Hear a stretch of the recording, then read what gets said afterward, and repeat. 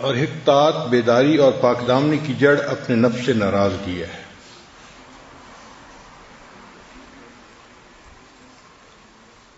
انسان کو اللہ تعالیٰ نے دو نعمتیں دی ہیں، ایک دل اور ایک نفس۔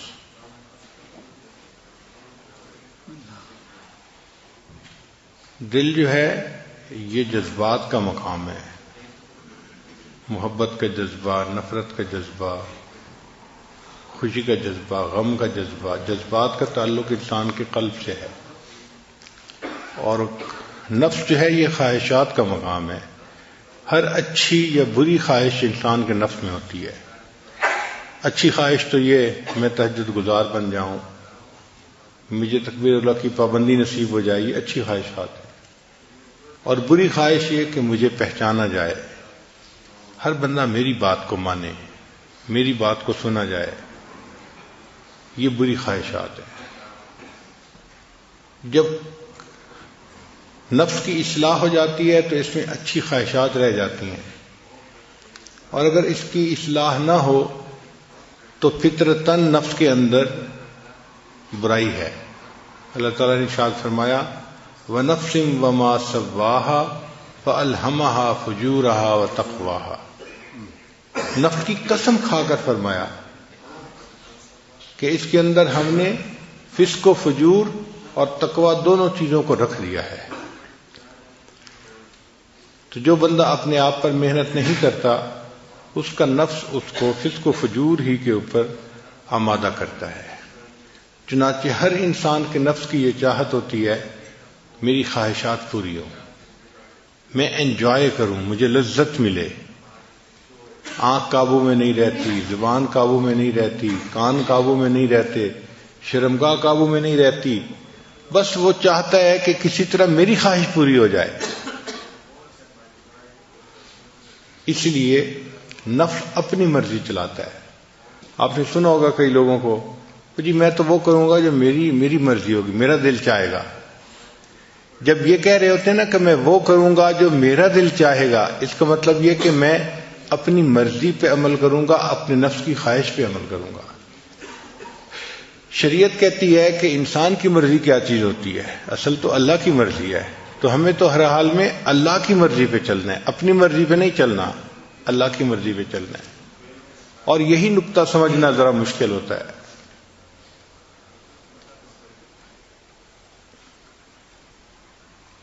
اس دنیا میں اتنا کسی اور بت کی پرستش نہیں کی گئی جتنا نفس کی پرستش کی گئی ہے۔ اللہ کے بعد جس معبود کی سب سے زیادہ عبادت کی گئی ہے وہ انسان کا نفس ہے، اور کوئی بت نہیں ہے ایسا، انسان کا نفس ہے۔ یہ اتنا بڑا معبود ہے کہ انسانوں نے اپنے من کی پرستش کی ہے، اپنے من کی پوجا کی ہے۔ جو دل نے کہا وہ کر لیا، اس چیز کو سوچا ہی نہیں کہ شریعت اجازت دیتی ہے یا نہیں دیتی۔ اور یہی بنیاد اور فساد کی جڑ ہے کہ انسان کا نفس اتنا قوی ہو کہ جو اس کے اندر ٹیمپٹیشن ہو انسان اس کو پورا کر دکھائے۔ یہ جو ذکر و سلوک کی محنت ہے یہ نفس کو کمزور کرنے کی محنت ہے۔ اس کو کہتے ہیں نفس کو مارنا۔ مارنے سے مراد یہ نہیں ہے کہ کوئی چیز زندہ تھی اور اس پہ چھری پھیر دی وہ مر گئی۔ مارنے سے مراد یہ ہے کہ نفس کو اتنا کمزور کر دینا کہ یہ شریعت کی مخالفت کرنا چھوڑ دے، اس کو نفس کا مارنا کہتے ہیں۔ نہنگو اژدہا او شیر نر مارا تو کیا مارا۔ نہنگ کہتے ہیں کروکوڈائل کو۔ کروکوڈائل کو مارنا اتنا مشکل کام نہیں ہے، پائتھن کو مارنا مشکل کام نہیں ہے، میل لائن کو مارنا اتنا مشکل کام نہیں ہے، مشکل کام ہے اپنے نفس کو مارنا۔ نہنگو اژدہا او شیر نر مارا تو کیا مارا، بڑے موذی کو مارا نفس امارہ کو گر مارا۔ گیا شیطان مارا ایک سجدے کے نہ کرنے سے۔ شیطان ایک سجدے نہ کرنے کے اوپر مارا گیا، اس کو دربار سے دھتکار دیا، گیا شیطان مارا ایک سجدے کے نہ کرنے سے، ہزاروں سال سجدے میں جو سر مارا تو کیا مارا۔ اس نے ہزاروں سال جو سجدے کیے زمین پر تو ان کا کیا فائدہ نکلا؟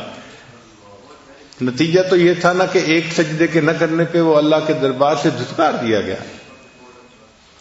تو بات یہی ہے کہ ہم آج ایسی زندگی گزار رہے ہیں کہ جن کاموں میں ہمارا نفس موافقت کرتا ہے، ہم شریعت کے ان کاموں کی، ان باتوں کی پابندی کرتے ہیں، اور جس کام میں نفس مخالفت کرتا ہے تو شریعت کا حکم چھوڑ کے نفس کی پوجا کر لیتے ہیں، نفس کے پیچھے چل پڑتے ہیں۔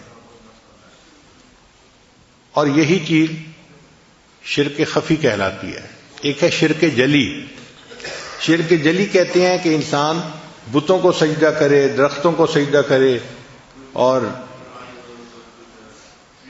قبروں کو سجدہ کرے، اس کو شرک جلی کہتے ہیں، واضح شرک ہے۔ اور ایک ہے شرک خفی، چھپا ہوا شرک۔ شرک خفی کیا ہے کہ ایک طرف اللہ کا حکم آ گیا اور ایک طرف انسان کی اپنی خواہش آ گئی، تو وہ اللہ کے حکم کو چھوڑ کے اگر خواہش پہ عمل کر لیتا ہے اس نے شرک خفی کا ارتکاب کر لیا۔ یہ مشرک ہے، ابھی بھی آزاد نہیں ہے، موحد نہیں ہے، اس نے اپنے نفس کو اپنا جو ہے خدا بنایا ہوا ہے۔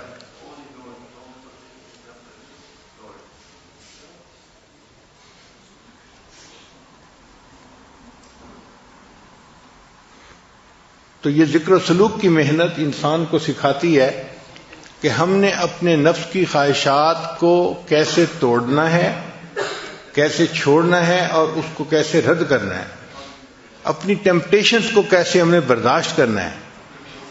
انسان کے اندر ذکر کرنے سے یہ قوت آ جاتی ہے، پھر اس کا دل چاہتا ہے کہ میں دیکھوں غیر محرم کی طرف، مگر نہیں دیکھتا۔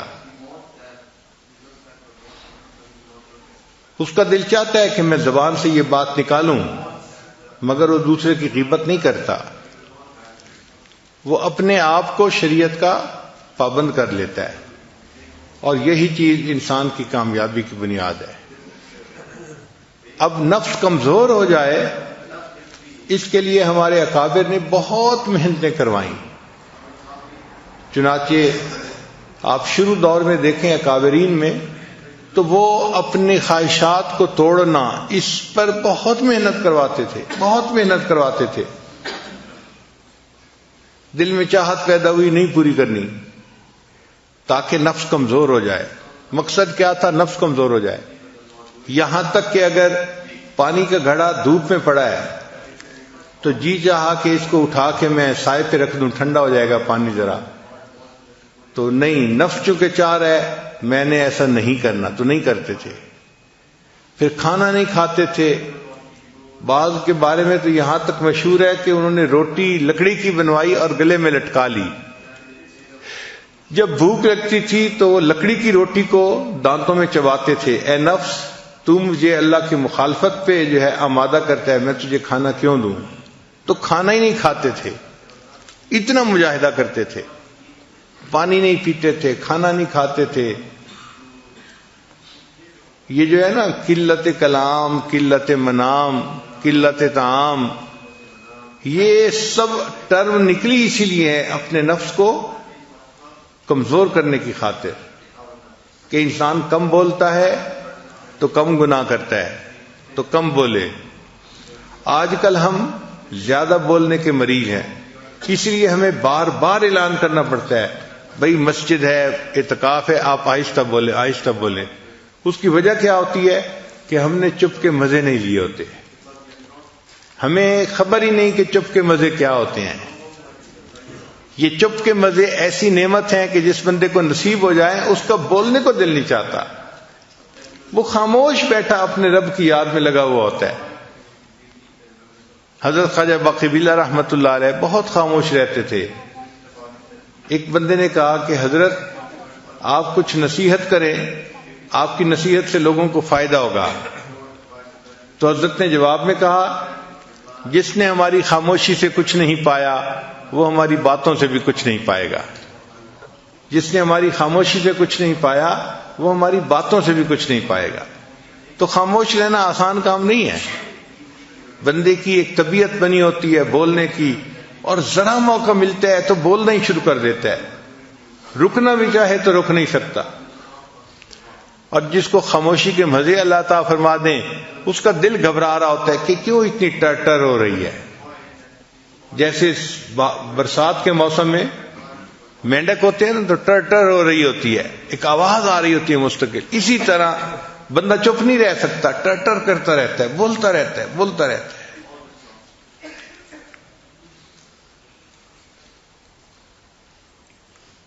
ہمارے مشائخ مراقبہ سکھانے کے لیے خاموش رہنا سکھاتے تھے۔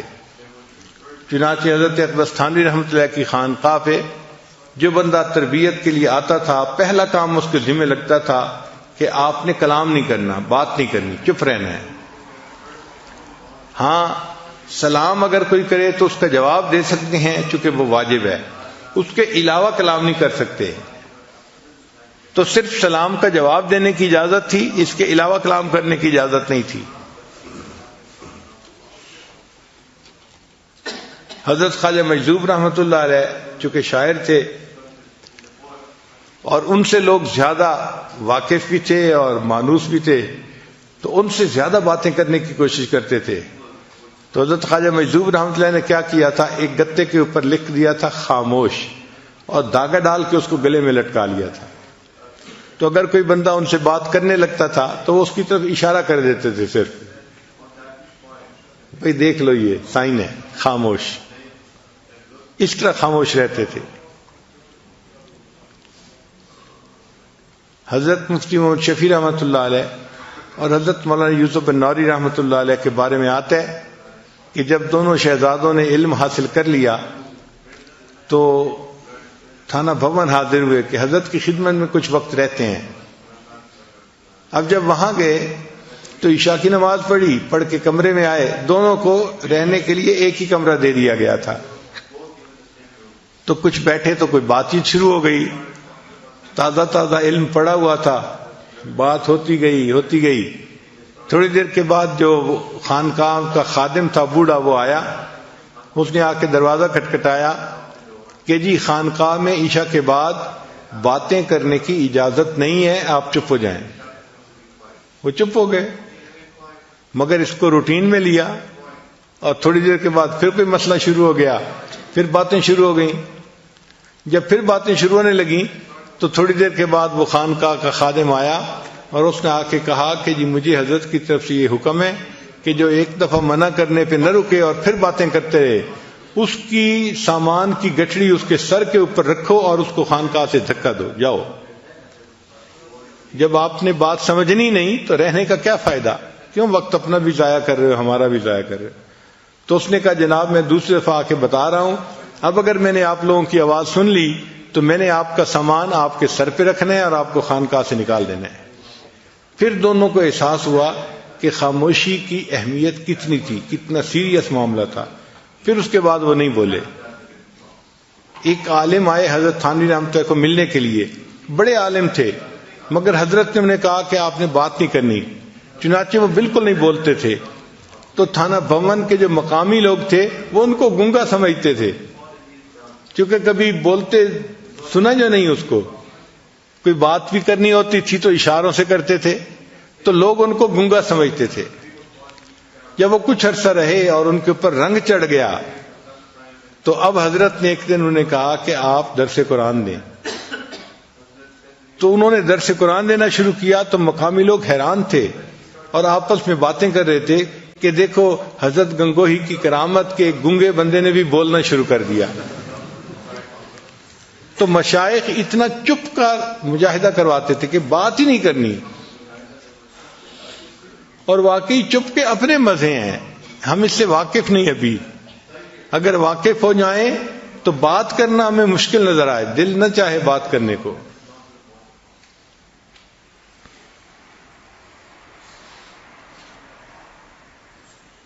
تو خانقاہوں میں جو رکھ کے محنت کروائی جاتی تھی، کم کھانا، کم بولنا، کم سونا، اس کم کا اصل مقصد یہ ہوتا تھا کہ نفس کمزور ہو جائے اور انسان کے لیے شریعت کے اوپر چلنا آسان ہو جائے، یہ شریعت پر چلنے کے راستے میں رکاوٹ نہ بنے. اس لیے اپنی خواہشات کو توڑنا یہ سب سے بڑی چیز سکھائی جاتی تھی کہ بھئی کوئی بھی خواہش دل میں پیدا ہو اس پر عمل نہیں کرنا. حضرت عبداللہ ابن عمر رضی اللہ تعالیٰ عنہ کے دل میں ایک مرتبہ خواہش پیدا ہوئی کہ میں مچھلی کھاؤں. بیمار بھی تھے، آخری وقت تھا. تو بیوی نے مچھلی بنوائی. جب مچھلی بن کے تیار ہوئی اور دسترخوان پہ لائی گئی تو اس وقت دروازے پہ ایک سائل آ گیا. اس نے کہا جی کہ مجھے اللہ کے لیے کچھ دے دو. حضرت نے وہ مچھلی اٹھا کے سائل کو پکڑا دی کہ میں نے اس کو آخرت کے لیے ذخیرہ بنا دیا. یعنی اپنی خواہش پہ عمل نہیں کرنا کہ میرے اندر چاہت جو پیدا ہوئی تھی کہ میں مچھلی کھاؤں، میں نے اپنی چاہت پہ عمل نہیں کرنا. اور آج کل تو اپنی ہی چاہت کا یعنی ماحول بنا ہوا ہے. ہر بندہ، کیا مرد اور کیا عورت، کرنا وہ ہے جو میرا دل چاہے، میرا جی چاہے. چھوٹے سے لے کے بڑے تک ایک ہی چیز ہے، اپنی خواہش پہ عمل کرنا. اس وجہ سے آج نفس اتنے موٹے ہیں کہ انسان کے قابو میں نہیں، اور ان کو کمزور کرنا ایک مشکل کام بن گیا ہے.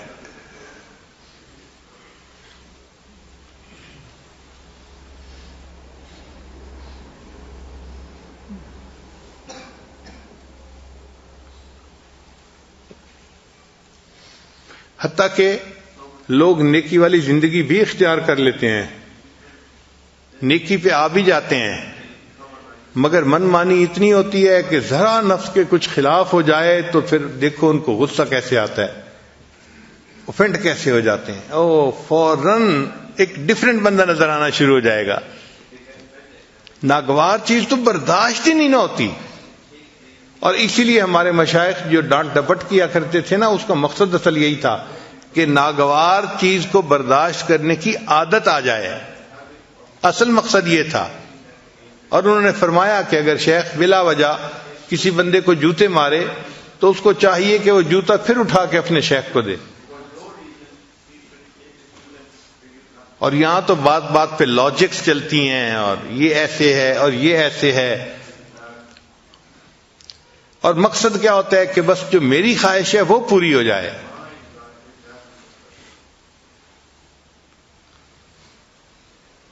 تو تصوف سیکھنے کے اصل مقصد ہے اپنے نفس کو کمزور کرنا اور اس کو شریعت کی لگام ڈالنا. جس نے اپنے نفس کو شریعت کی لگام ڈال لی اس نے گویا اپنے نفس کو مار لیا، اور دنیا جہان کی سعادتیں اس بندے کو نصیب ہو گئیں.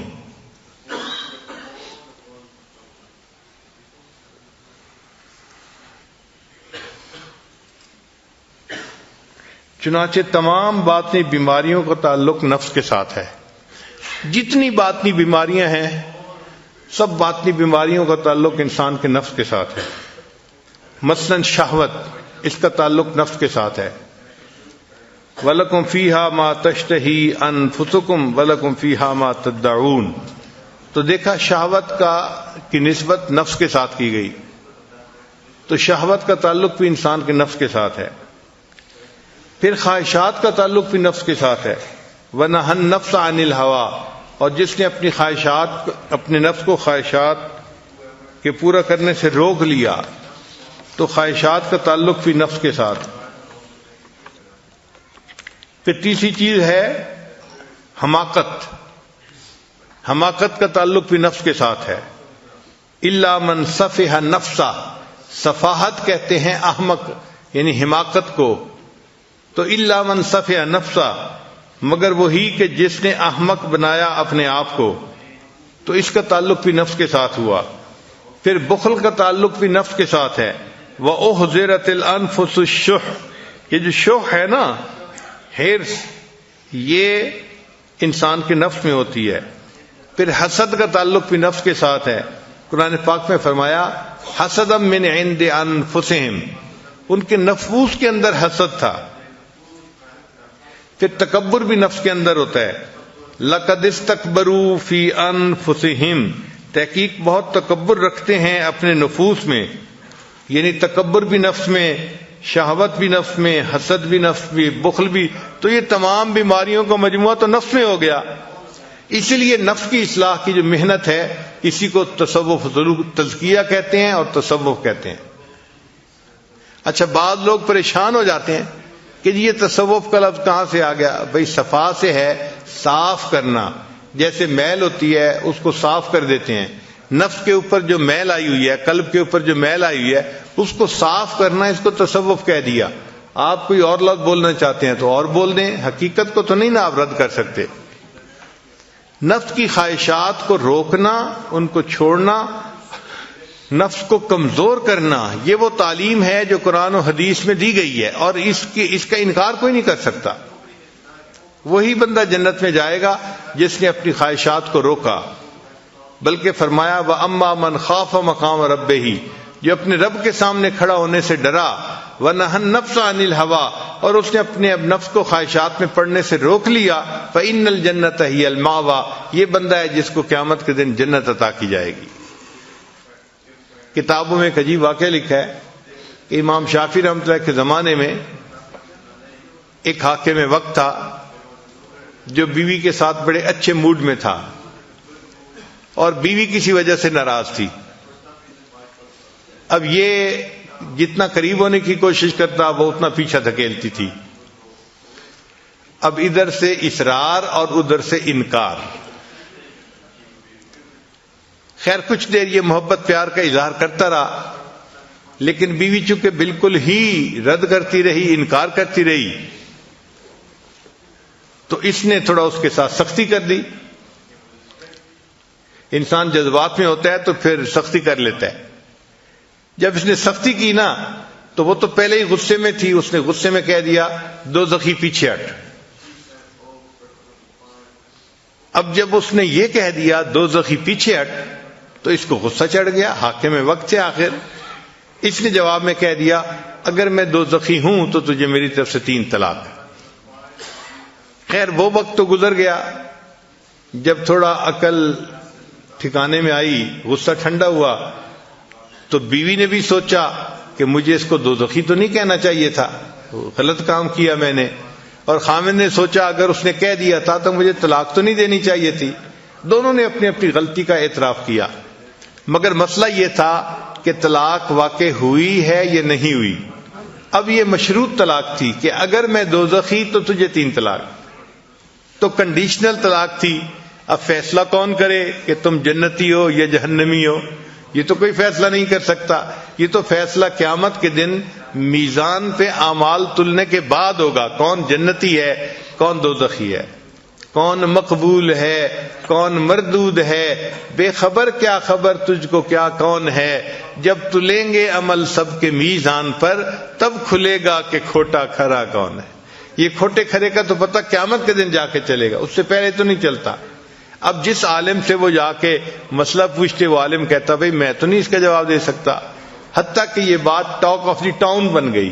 ہر بندے کی زبان پہ یہی مسئلہ کہ جی ایسا واقعہ پیش آیا ہے اور کوئی عالم اس کا جواب نہیں دے رہا. امام شافعی رحمۃ اللہ لڑکے تھے اس وقت، چھوٹی عمر تھی. آپ نے بات سنی تو آپ نے فرمایا کہ ہاں میں اس مسئلے کا جواب دے سکتا ہوں. چنانچہ بادشاہ کو اطلاع ملی تو بادشاہ نے بندے بھیج کے ان کو بلوایا. جب امام شافعی رحمۃ اللہ ان کے پاس پہنچے تو انہوں نے کہا کہ بھئی آپ کیا پوچھنا چاہتے ہیں؟ اس نے کہا جی میں یہ پوچھنا چاہتا ہوں کہ میری بیوی کو طلاق ہوئی یا نہیں ہوئی. تو امام شافعی رحمۃ اللہ نے فرمایا کہ اس کے لیے میں آپ سے ایک بات پوچھوں گا نجی زندگی کے بارے میں، آپ مجھے صحیح صحیح جواب دیں پھر میں آپ کو اس کا جواب بتاؤں گا. اس نے کہا پوچھیں. امام صاحب نے کہا کہ مجھے اپنی زندگی کا کوئی ایسا واقعہ سنائیں کہ جب آپ بڑا گناہ کرنے پر قادر ہوں اور اللہ کے ڈر کی وجہ سے آپ نے گناہ نہ کیا ہو. کوئی ایسا واقعہ آپ کی زندگی میں آیا، کوئی ایسا موقع؟ تو بادشاہ نے سوچ کے کہا ہاں ایک مرتبہ ایسا موقع پیش آیا. بھئی کون سا واقعہ؟ اس نے کہا جی کہ ایک دفعہ میں دفتر سے ذرا جلدی اپنے گھر آ گیا اور جب میں اپنے کمرے میں داخل ہوا تو میرے کمرے میں جو کام کرنے والی ایک نوجوان لڑکی تھی وہ کام کر رہی تھی، یعنی بستر ٹھیک کر رہی تھی، صفائی کر رہی تھی. میں کمرے میں داخل ہوا تو میں نے کنڈی لگا دی. جب کمرے میں دیکھا تو وہ جوان لڑکی میرے بیڈ کے پاس موجود ہے. اب ذرا میں اس کے قریب ہوا تو مجھے اس کے حسن و جمال کا اندازہ ہوا. کہ وہ تو بہت ینگ لڑکی تھی اور بہت خوبصورت لڑکی تھی، تو میں نے جب اس کے حسن و جمال کو دیکھا تو میرے دل کے اندر خواہش پیدا ہوئی۔ اب اللہ نے عورت کو سمجھ دی ہوتی ہے، چنانچہ وہ لڑکی فوراً سمجھ گئی بادشاہ کے انداز سے کہ اس کے قدم اٹھانے کا انداز اچھا نہیں ہے۔ تو جب بادشاہ اس کے ذرا قریب ہوا نا تو لڑکی نے کہا یا ملک اتق اللہ، اے بادشاہ اللہ سے ڈر۔ کہتے کہ جب اس نے یہ الفاظ کہے تو میرے دل پر ان الفاظ کا ایسا اثر ہوا کہ میں نے اس کو کہا کہ اچھا تم یہاں سے چلی جاؤ، میں تمہیں ہاتھ بھی نہیں لگاتا۔ چنانچہ وہ لڑکی جو تھی تقیہ نقیہ تھی، پاک صاف تھی، وہ وہاں سے چلی گئی اور بادشاہ جو تھا اس نے اپنا کمرہ پھر لاک کر لیا، اپنا کام کر لیا۔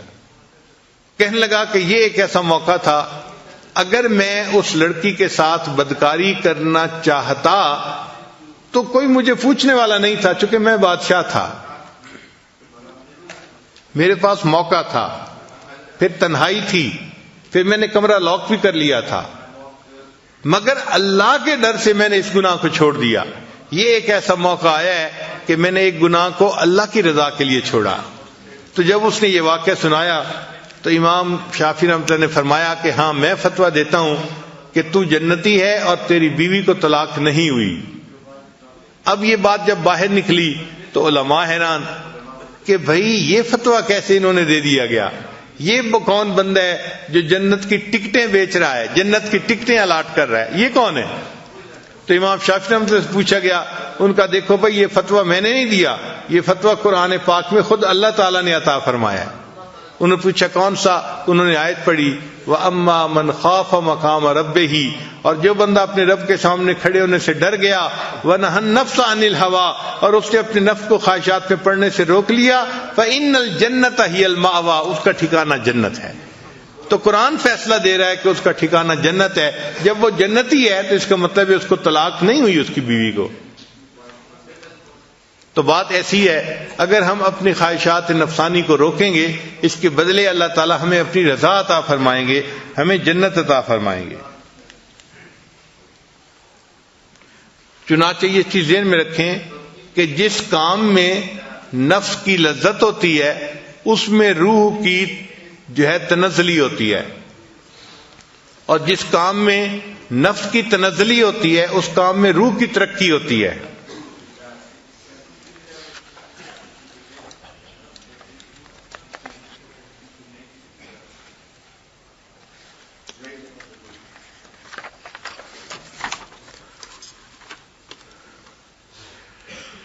چنانچہ جس کام سے نفس کے اوپر چوٹ پڑتی ہے اس کام سے انسان کو روحانی ترقی نصیب ہوتی ہے، اور جس چیز سے نفس کو لذتیں مل رہی ہوتی ہیں اس سے انسان کی روحانی تنزلی ہوتی ہے۔ کہتے ہیں کہ حضرت بایزید بستامی رحمۃ اللہ کو ایک مرتبہ خواب میں اللہ تعالیٰ کی زیارت نصیب ہوئی۔ خواب میں زیارت کا نصیب ہونا یہ ممکن ہے، بزرگوں نے لکھا ہے کتابوں میں۔ تو انہوں نے اللہ سے پوچھا اے اللہ کیف اصل الیک، میں آپ تک کیسے پہنچ سکتا ہوں، میں آپ تک پہنچنا چاہتا ہوں، اے اللہ میں آپ تک کیسے پہنچ سکتا ہوں؟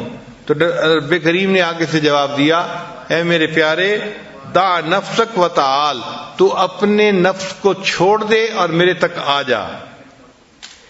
اس لیے بایزید بستامی رحمۃ اللہ فرمایا کرتے تھے کہ جنت 2 قدم ہے، اکثر محفلوں میں فرماتے تھے جنت 2 قدم ہے، جنت 2 قدم ہے۔ تو کسی نے کہا کہ حضرت آپ کیسے کہتے ہیں کہ جنت 2 قدم ہے؟ آپ نے فرمایا پہلا قدم اپنے نفس پہ رکھ لو، تمہارا دوسرا قدم جنت پہ پہنچ جائے گا۔ تو پہلا قدم نفس پہ رکھنا پڑتا ہے تب نفس مرتا ہے، ورنہ نہیں نفس مرتا۔ اور یہ ذہن میں رکھنا کہ ہمارا بدترین دشمن وہ ہمارا اپنا نفس ہے۔ حدیث پاک ہے اعدى عدوك نفسك التي بين جنبيك، کہ تم اپنے نفس سے دشمنی رکھو، وہ نفس جو تمہارے جو ہے وہ پہلو کے درمیان میں ہے، وہ تمہارا سب سے بڑا دشمن ہے۔ ہم اپنے نفس کو پالنے میں لگے ہوتے ہیں اور نفس ہمیں جہنم میں دھکے دینے میں لگا ہوتا ہے۔ اور یہ نفس ایسا مکار ہے کہ اس کا مکر شیطان سے بھی زیادہ۔ آپ دیکھیں کہ شیطان نے آدم علیہ السلام کو سجدہ نہ کیا، اس نے اللہ کی نافرمانی کی، تو سوال پیدا ہوتا ہے کیوں نافرمانی کی؟ اس وقت تو کوئی اور شیطان نہیں تھا جس نے اس کو ورغلایا ہو، تو اس نے کیوں سجدہ نہیں کیا تھا؟ تو علماء نے لکھا ہے اس وقت شیطان تو کوئی اور نہیں تھا مگر اس کے نفس نے اس کو ورغلایا. تو نفس وہ بدبخت ہے، بدکار ہے کہ جس نے عزازیل کو شیطان بنوا دیا. یعنی شیطان کو شیطان بنوانے والا جو گرو گنٹھال ہے وہ نفس ہے. تو نفس جو ہے یہ زیادہ بڑا دشمن ہوا. اب انسان کو گناہ کا جو خیال آتا ہے نا، کئی مرتبہ شیطان کی طرف سے آتا ہے، کئی مرتبہ نفس کی طرف سے آتا ہے. تو سالک کو پتہ نہیں چلتا کہ یہ کدھر سے جو ہے وہ میسج آ رہا ہے، کون میسج بھیج رہا ہے گناہ کا. تو ہمارے بزرگوں نے اس کو کھول دیا. وہ فرماتے ہیں کہ جب گناہ کا کوئی خیال آئے اور بار بار اسی گناہ کا تقاضا ہوتا رہے کہ یہی گناہ کرنا ہے، تو سمجھ لو کہ یہ نفس کی طرف سے ہے. کیونکہ نفس کی مثال ضدی بچے کی طرف سے ہے. وہ ایک چیز اگر منہ سے نکال دیتے ہیں نا تو کہتے ہیں کہ بس مجھے وہی چاہیے، مجھے وہی چاہیے.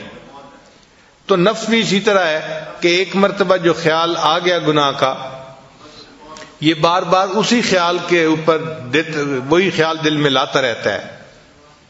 اور اگر شیطان کسی کے دل میں گناہ کا خیال ڈالے اور بندہ اس کو رد کرے تو شیطان اس گناہ پہ جمع نہیں رہتا، یہ پھر دوسری آپشن بھیج دیتا ہے. اچھا یہ نہیں ہو سکتا تو چلو یہ کر لیں، اچھا یہ نہیں ہوتا تو چلو یہ کر لیں.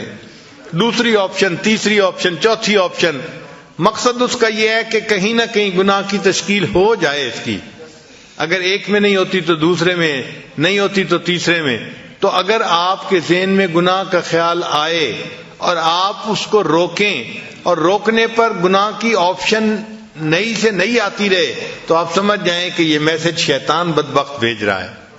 اور اگر اسی گناہ ہی کا ذہن کے اندر جو ہے وہ خیال رہے تو آپ سمجھ لیں کہ یہ میرا نفس ہے جو میرے ساتھ مکاری کر رہا ہے.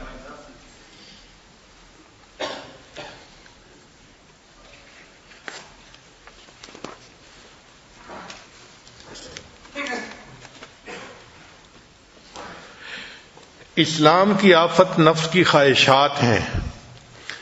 حضرت امام ربانی، حضرت مجدد ثانی رحمۃ اللہ اپنے مکتوبات میں اس پہ بہت تفصیل لکھتے ہیں. یہاں پر ایک حدیث مبارکہ پیش کی جاتی ہے. حضرت عبداللہ ابن عباس عنہ نے فرمایا ہر چیز کے لیے ایک آفت ہوتی ہے. علم کے لیے بھول جانا ایک آفت ہے، عبادت کے لیے سستی کرنا آفت ہے، عقل کے لیے غرور کرنا آفت ہے، برتن کے لیے بھاری پن آفت ہے، تجارت کے لیے جھوٹ بولنا آفت ہے، سخاوت کے لیے فضول خرچی کرنا آفت ہے، خوبصورتی کے لیے عجب اور تکبر آفت ہے، دین کے لیے ریاکاری آفت ہے، اور خواہش نفسانی اسلام کے لیے آفت ہے. یعنی یہ خواہش نفسانی اتنی بری چیز ہے کہ یہ دین اسلام کے لیے آفت ہے. اب سوال پیدا ہوتا ہے کہ آخر یہ انسان کا نفس اتنا خطرناک کیوں ہے؟ تو اس کا جواب اس لیے کہ یہ گھر کا چور ہے، یعنی گھر کا بھیدی ہے. اور جو گھر کا بھیدی ہوتا ہے وہ لنکا ڈھائے، وہی زیادہ نقصان دیتا ہے جو گھر کے اندر ہوتا ہے.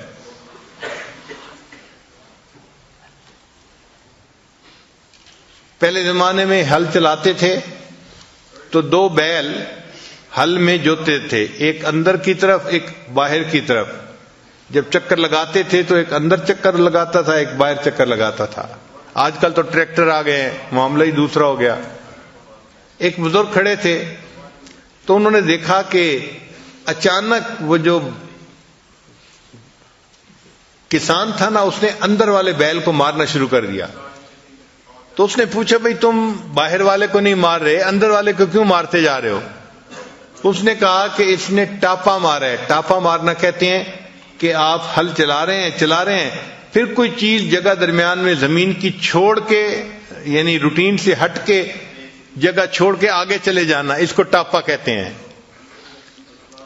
اور جب بھی وہ ٹاپا مارتے ہیں تو اندر والا بیل جو ہے نا وہ بدماشی کرتا ہے، جس کی وجہ سے کچھ زمین خالی رہ جاتی ہے، ورنہ تو روٹین میں چلتا رہتا ہے سلسلہ.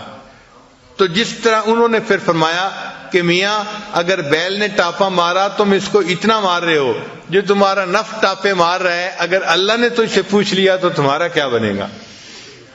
تو ہم بھی جو گناہ کرتے ہیں وہ ہمارا نفس ٹاپے مار رہا ہوتا ہے، ہمارا نفس ہمیں مکاری کے ساتھ گناہ کی طرف متوجہ کر رہا ہوتا ہے.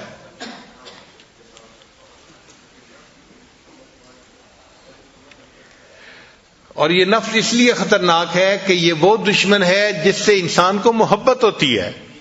عام طور پر دشمن سے انسان کو نفرت ہوتی ہے، مگر یہ وہ دشمن ہے کہ جو ہے بھی دشمن اور انسان کو اس سے محبت بھی ہے، اس لیے یہ زیادہ خطرناک ہے. حدیث مبارکہ میں ہے کہ عقل مند انسان وہ ہے جو اپنے نفس کو سیدھا رکھے. الکیس من دان نفسہ وعمل لما بعد الموت. عقل مند وہ ہے کہ جو اپنے نفس کو سیدھا رکھے اور مرنے کے بعد کے لیے عمل کرے. والعاجز من اتبع نفسہ ہواہا وتمنى علی اللہ. اور عاجز وہ ہے کہ جو اپنے نفس کی خواہشات کی اتباع کرے اور اللہ سے تمنا رکھے کہ اللہ مجھے جنت بھیج دیں گے. یعنی کام گناہ والے کر رہا ہے اور تمنا جنت کی رکھی ہوئی ہے. ایک حدیث پاک میں ہے کہ طاقتور انسان وہ ہوتا ہے جو اپنے نفس کو سیدھا رکھے. ان الشدید، جو طاقتور ہوتا ہے وہ کون ہوتا ہے؟ اور ایک حدیث پاک میں ہے کہ اصل مجاہد وہ ہوتا ہے جو اپنے نفس سے لڑتا ہے. المجاہد من جاہد نفسہ فی طاعت اللہ. مجاہد وہ ہوتا ہے جو اپنے نفس کے ساتھ اللہ کی رضا کے لیے مجاہدہ کرتا ہے. ایک حدیث پاک میں ہے کہ متقی وہ ہے جو نفس کو شدید محاسبہ میں رکھے. چنانچہ میمون بن مہران اللہ فرماتے ہیں، میمون بن مہران رحمۃ اللہ فرماتے ہیں کہ انسان اس وقت تک متقی نہیں بن جاتا جب تک کہ وہ اپنے نفس کو شدید محاسبے میں نہ رکھے.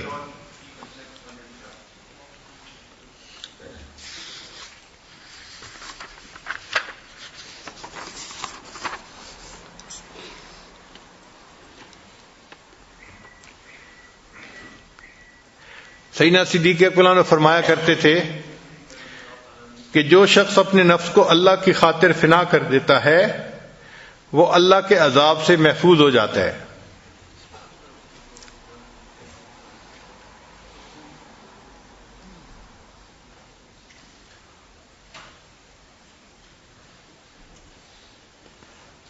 حضرت عمر بن عبد العزیز رحمۃ اللہ علیہ فرمایا کرتے تھے کہ افضل اعمال نفس کی مخالفت ہی کی وجہ سے کیے جا سکتے ہیں. یعنی جب انسان نفس کی مخالفت کرتا ہے تو جو عمل اس وقت کرتا ہے اس عمل پر بڑا اجر ملتا ہے، وہ افضل اعمال ہوتے ہیں.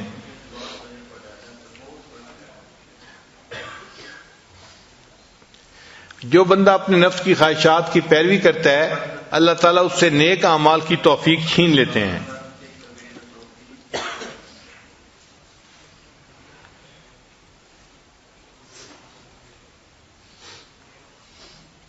چنانچہ محمد بن حنفیہ فرمایا کرتے تھے کہ انسان کو جنت تب ملے گی جب وہ اپنے نفس کو خواہشات کو توڑے گا، قطع کرے گا.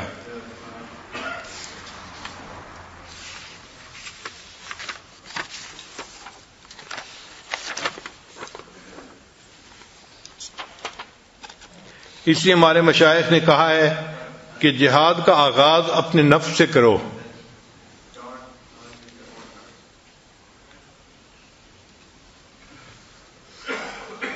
ابدأ بنفسک، کہ تم جہاد کا آغاز اپنے نفس سے کرو. اگر تم اپنے نفس کے ساتھ نہیں کر سکتے تو تم کفار کے ساتھ کیا کرو گے؟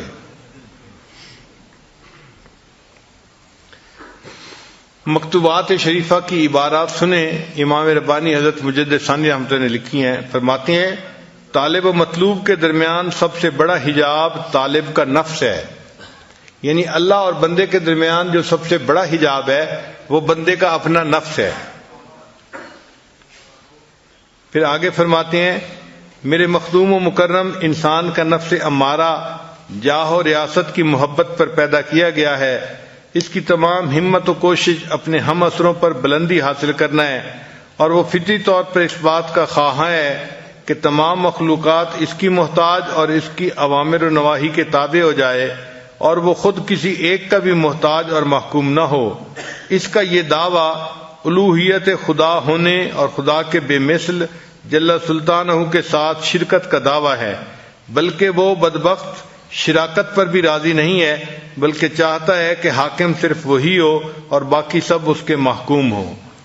تو نفس کی جو یہ چاہت ہے نا کہ میری خواہش پوری ہو، یہ اصل میں الوہیت کا دعویٰ ہے۔ وہ چاہتے ہیں کہ بس میرا حکم چلے۔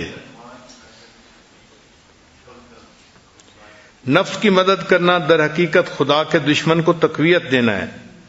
حدیث قدسی میں آیا ہے عاد نفسک فإنہا انتصبت بمعاداتی، اپنے نفس سے دشمنی رکھ کیونکہ بلا شک وہ میری دشمنی پر کمر بستہ ہے۔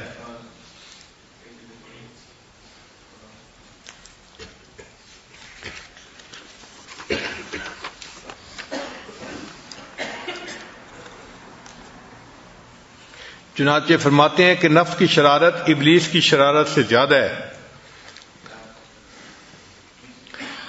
فرماتے ہیں کہ ابلیس نے اللہ تعالیٰ کے حکم کی نافرمانی کی اور انا خیر منہ کہا کہ میں اس سے بہتر ہوں۔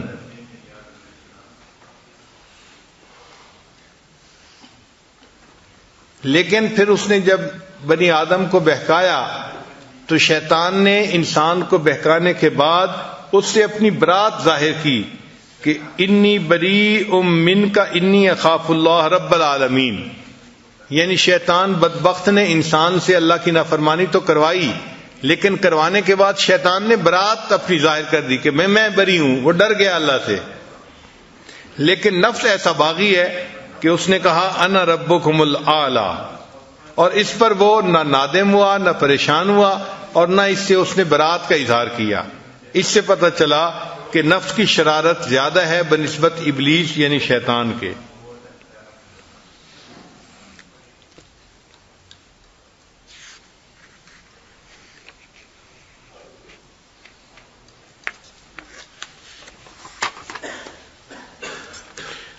اب سوال پیدا ہوتا ہے کہ اس نفس کو کنٹرول کرنے کا کیا طریقہ ہے؟ تو تین باتیں بڑی اہم ہیں۔ پہلی بات کہ نفس کو شہوات سے روکا جائے۔ کوئی بھی خواہش نفسانی انسان کے ذہن میں پیدا ہو، فوراً اس پر عمل نہیں کرنا چاہیے، بلکہ اس کو روکنا چاہیے، اس پہ عمل نہیں کرنا۔ تو نفس کو خواہشات سے روکا جائے، پہلی بات۔ دوسری بات، نفس پر عبادات کا بوجھ ڈالا جائے۔ جتنا زیادہ عبادت کا بوجھ ڈالیں گے اتنا نفس کمزور ہوگا۔ زیادہ نوافل پڑھیں، زیادہ تلاوت کریں، زیادہ روزے رکھیں، زیادہ ذکر کریں، جتنا عبادت زیادہ کریں گے اتنا نفس کمزور ہوگا۔ اور تیسری بات کہ اللہ سے دعا مانگتے رہیں، کیونکہ نفس کی اصلاح اللہ کی رحمت کے بغیر ممکن نہیں۔ قرآن پاک میں ہے وما ابرئ نفسی ان النفس لامارۃ بالسوء الا ما رحم ربی، جس پر رب کا رحم ہوتا ہے اس بندے کا نفس جو ہے وہ سیدھا ہو جاتا ہے، ورنہ تو نفس کا سیدھا ہونا مشکل ہے۔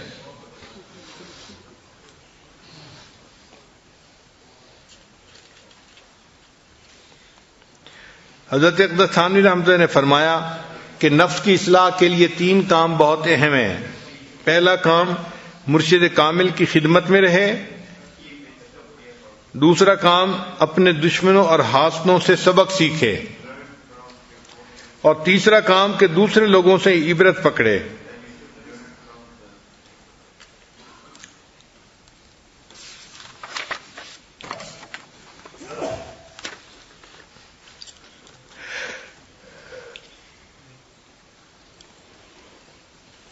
امام رحمانی حضرت مجدد ثانی رحمۃ اللہ نے ایک عجیب تفصیل کی ہے۔ وہ فرماتے ہیں کہ شریعت کا جو حکم ہے وہ نفس کی انانیت کو توڑتا ہے۔ شریعت آئی ہی اسی لیے ہے کہ نفس کو پامال کرے اور اللہ کو ہی معبود حقیقی انسان بنائے۔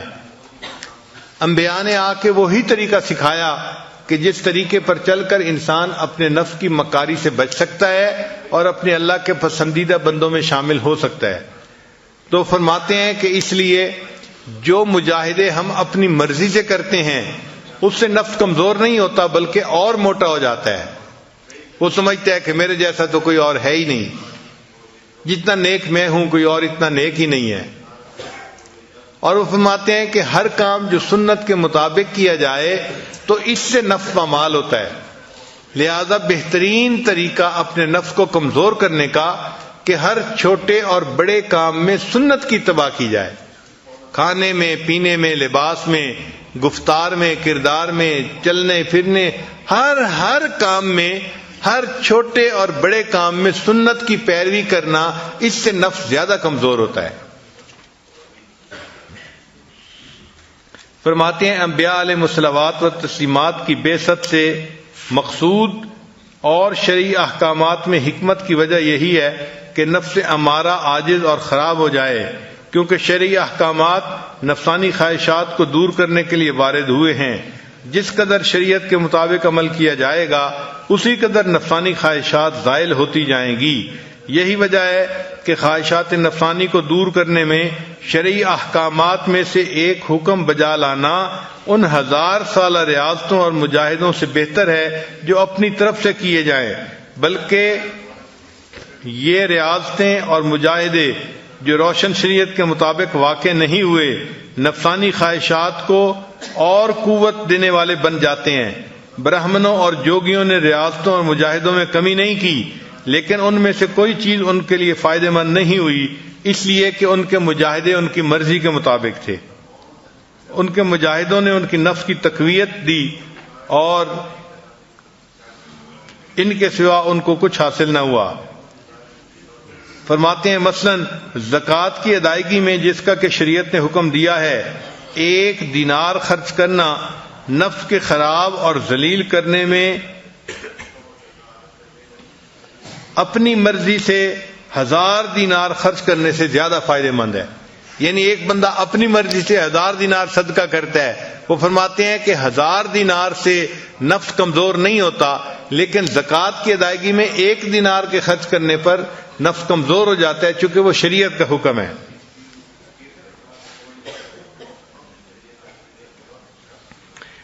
اس لیے فرماتے ہیں کہ عید الفطر کے دن کھانا کھانا اس سے نفس کمزور ہوتا ہے، اور اپنی مرضی سے پورا سال نفلی روزے رکھنا اس سے نفس کمزور نہیں ہوتا، کیونکہ وہ اپنی مرضی تھی اور یہ اللہ کے حکم کی فرما برداری تھی۔ نماز فجر کی 2 رکعتوں کو جماعت کے ساتھ ادا کرنا، جو کہ سنتوں میں سے ایک سنت کا بجا لانا ہے، اس بات سے کئی درجے بہتر ہے کہ انسان تمام رات نفل نماز ادا کرتا رہے اور فجر کی نماز جماعت کے بغیر ادا کرے۔ یعنی ایک آدمی ساری رات عبادت کرتا رہتا ہے اور فجر کی جماعت بغیر نماز کے پڑھے سو جاتا ہے، اس سے زیادہ بہتر ہے کہ وہ ساری رات سوتا رہے اور فجر کی نماز با جماعت ادا کرے۔ غرض کہ جب تک نفس کا تزکیہ نہ ہو اور دماغ سرداری کے مال خولیہ کی پلیدی سے پاک نہ ہو، نجات محال ہے۔ اس مرض کے دور کرنے کی فکر ضروری ہے تاکہ ایسا نہ ہو کہ اس مرض میں ابدی موت آ جائے۔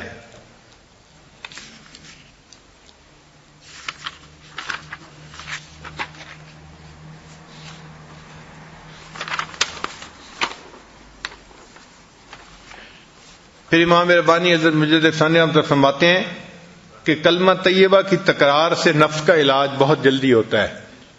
لا الہ الا اللہ، لا الہ الا اللہ، یہ جو ذکر ہے نا، یہ جتنا زیادہ کریں گے یہ نفسانی خواہشات کو مٹا کے رکھ دے گا۔ یہ کلمہ لا مٹا دیتا ہے انسان کے اندر سے نفس کی خواہشات کو۔ فرماتے ہیں کلمہ طیبہ لا الہ الا اللہ جو آفاقی اور انفسی معبودوں کی نفی کے لیے وضع کیا گیا ہے، نفس کے پاک کرنے میں بہت سی مفید اور نہایت مناسب ہے۔ بزرگان طریقت نے نفس کے تزکیہ کے لیے اسی کلمہ طیبہ کو اختیار کیا ہے۔ تا بجا رو بلا نہ روبی را نہ رسید در سرائے الا اللہ، جب تک تو لا کی جھاڑو سے صفائی راہ کی صفائی نہیں کرے گا اس وقت تک تو الا اللہ کے باب میں داخل نہیں ہوگا. یعنی لا الہ کی ذکر سے معبود جو ہیں نفسانی معبود ان کی نفی ہو جاتی ہے. تو جب معبودوں کی نفی ہو جاتی ہے تو انسان کو اللہ کے دروازے پر پہنچنے کی سعادت نصیب ہو جاتی ہے. اس لیے لا الہ الا اللہ جو ہے یہ انسان کے دل کو روشن کر دیتا ہے. نبی علیہ السلام نے ارشاد فرمایا جددوا ایمانکم بلا الہ الا اللہ، بقول لا الہ الا اللہ، کہ تم لا الہ الا اللہ کے کلمے کو پڑھ کر اپنے ایمان کی تجدید کر لو، اس کو تازہ کر لیا کرو. اس لیے اپنے ایمان کو تازہ کرنے کے لیے سالکین کو بتایا جاتا ہے کہ وہ دن میں کم از کم 5000 مرتبہ لا الہ الا اللہ پڑھیں تاکہ ان کا ایمان تازہ رہے.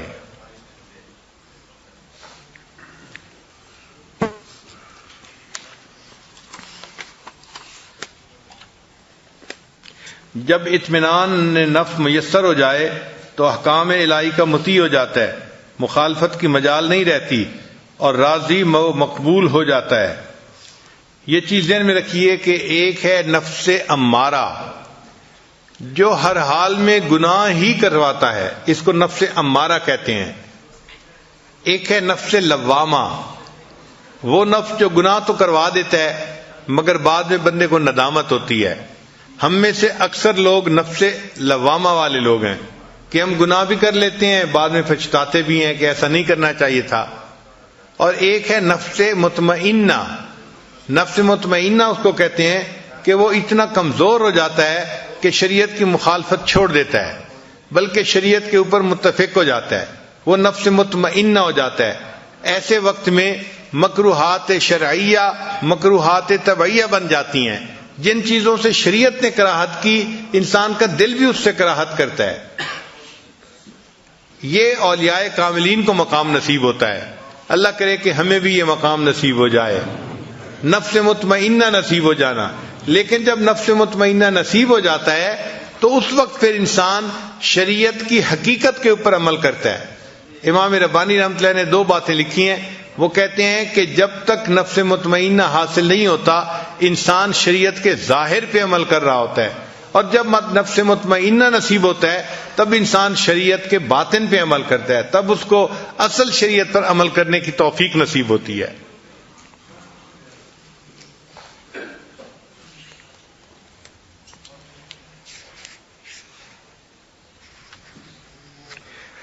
اور اس پر دلیل بڑی پیاری لائے ہیں. امام ربانی فرماتے ہیں کہ نبی رسول نے ارشاد فرمایا لا یؤمن احدکم حتی یکون ہواہ تابعا لما جئت بہ، تم میں سے کوئی شخص اس وقت تک مومن نہیں ہو سکتا جب تک کہ اس کی خواہشات نفسانی میری شریعت کے تابع نہ ہو جائیں.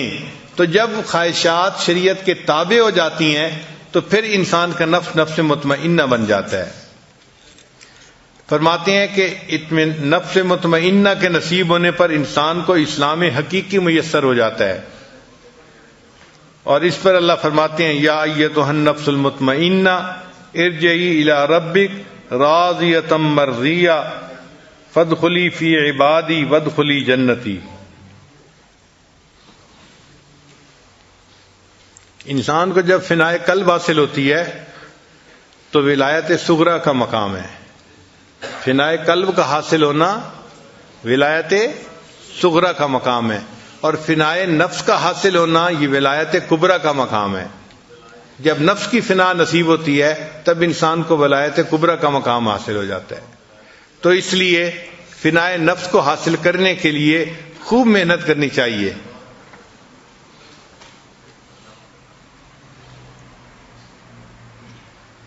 امام ربانی رحمۃ اللہ فرماتے ہیں کہ دیکھیں جو سب سے برا تھا جب نیکی پہ آیا تو سب سے اچھا وہی بن گیا.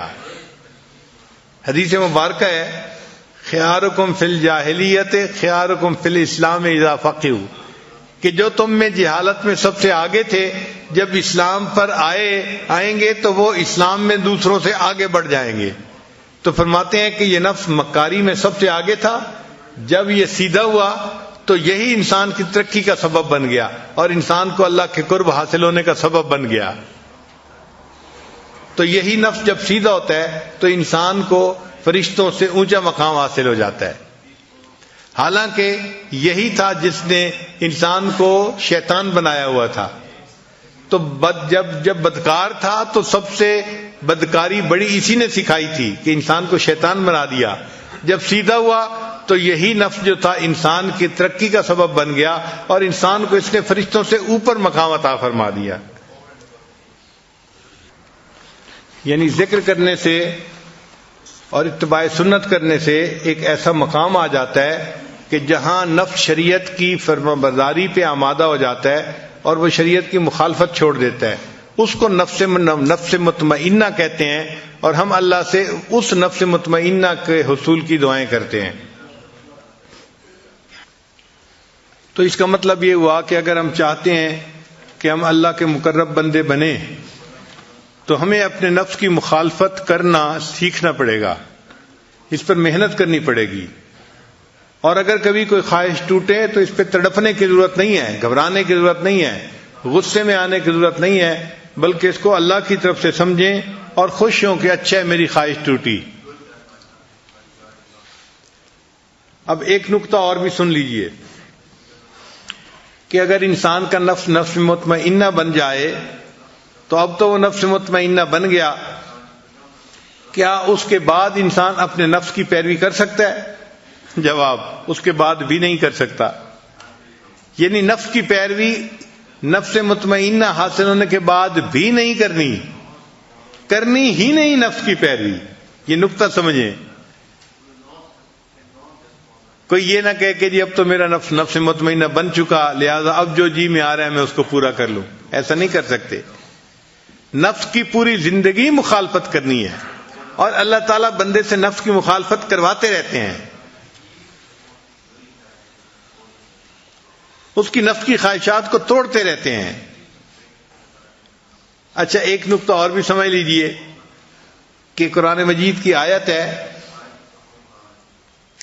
وَلِمَنْ خَافَ مَقَامَ رَبِّهِ جَنَّتَانِ، کہ جو رب کے سامنے کھڑے ہونے سے ڈر گیا اس کے لیے 2 جنتیں. تو مفسرین نے اس کے 2 طرح کے ترجمے کیے ہیں. بعض مفسرین نے ترجمہ یہ کیا ہے کہ ایسے بندے کو اللہ تعالیٰ جنت میں 2 محل عطا فرمائیں گے.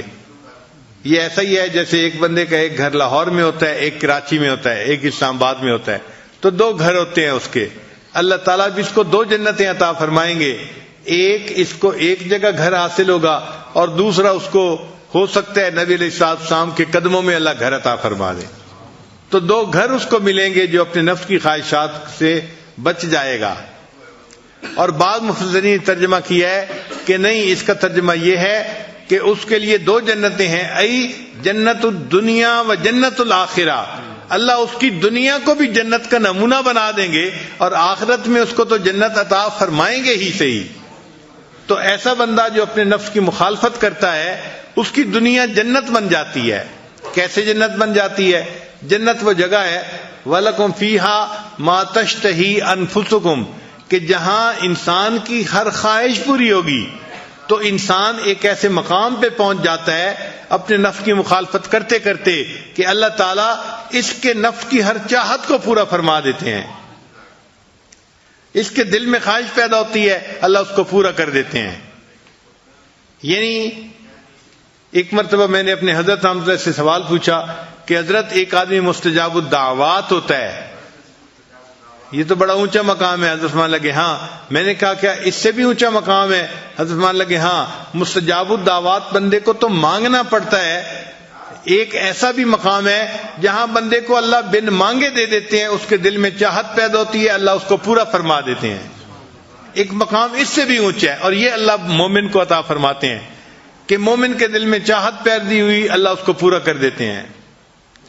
کسی مقام کی طرف اشارہ کیا علامہ اقبال نے، خودی کو کر بلند اتنا کہ ہر تقدیر سے پہلے خدا بندے سے خود پوچھے بتا تیری رضا کیا ہے. اللہ بندے سے پوچھتے ہیں میرے بندے تو کیا چاہتا ہے. چونکہ یہ بندہ نفس کی تمام خواہشات کو توڑ چکا، اب اللہ اس کی خواہشات کو پورا کرنا چاہتے ہیں تو اللہ نے اس کی دنیا کی زندگی کو اس کے لیے جنت بنا دیا. چنانچہ اللہ اس کی خواہشات کو پورا کر دیتے ہیں.